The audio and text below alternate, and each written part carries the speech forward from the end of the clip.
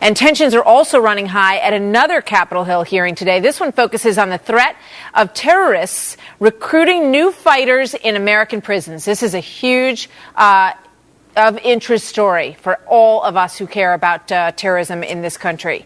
Now, one of the congressmen who's taking issue with the spotlight being placed only on Muslim inmates had this to say about this. Listen.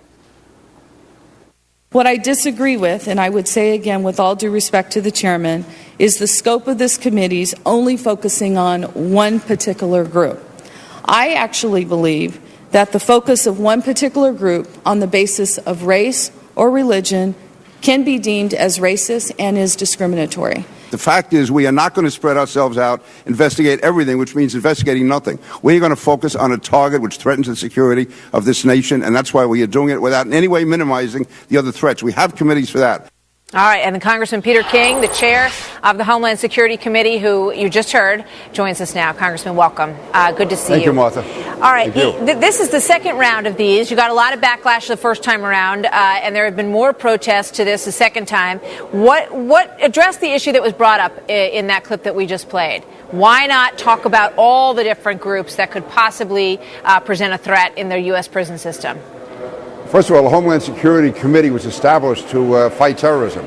And what we are focusing on is terrorist agents in this country. And right now there is a serious attempt to radicalize Muslim Americans in prison and turn them into jihadists. No one is minimizing the other gangs, the Crips, the Bloods, any of those gangs. We have other committees to do that. Our committee was set up specifically to target terrorism. And the only group in prison which is tied with overseas terrorists, which is part of an existential threat to the United States, are radical Islamist Muslims. And that's why, that is why this hearing is focused on them. It's not to say the other gangs aren't important or more a serious threat, but no one is more of a threat than radical Islamists. Yeah, I mean, you make an excellent point. You know, we know that we can trace some of these activities back to radical Islamists, some of whom who have been proselytized to in prison. It's a cultivating breeding ground. Give us some of the specific examples for why you believe that this is such a concern, and tell everybody at home, you know, are people within the prison system, do they have what they need to combat this? No, they really don't. For instance, in New York, we've had Muslim chaplains who have been convicted of smuggling razor blades into the prisoners in the jail. And that Muslim chaplain turns out to have been a convicted murderer, yet he was proved to be a Muslim chaplain. We had the Newburgh Four, who just got out of prison several years ago. They're radicalized in prison. While they were in prison, this conspiracy was hatched. Then after that, they followed up at a local mosque, and they attempted to bomb a synagogue and attack Stewart Air Force Base in New York.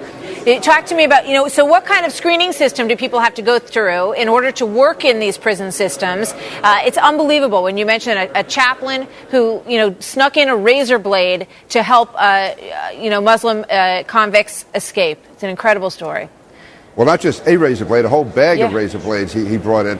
No, the problem is there is no serious vetting operation because the Muslim community does not have theological seminaries. There is no board who can sign up. Anyone can say he's an imam. Anyone can try to qualify to be a chaplain. And because of political correctness, we've allowed people who are convicts themselves sit on the boards to decide who the chaplain is. In a prison, a group of prisoners can select their own imam, and they get certain rights and privileges. We have cases where Muslim chaplains are allowing prisoners to make telephone calls overseas to overseas radical groups and accept phone calls back in. It's your contention that they're getting privileges that other prisoners are not getting, and that those privileges are allowing them to carry out this activity behind those prison walls. Peter King, Congressman from New York, Chairman of the House Homeland Security Committee, we thank you very much. Martha, we'll be thank watching, you. With great interest as these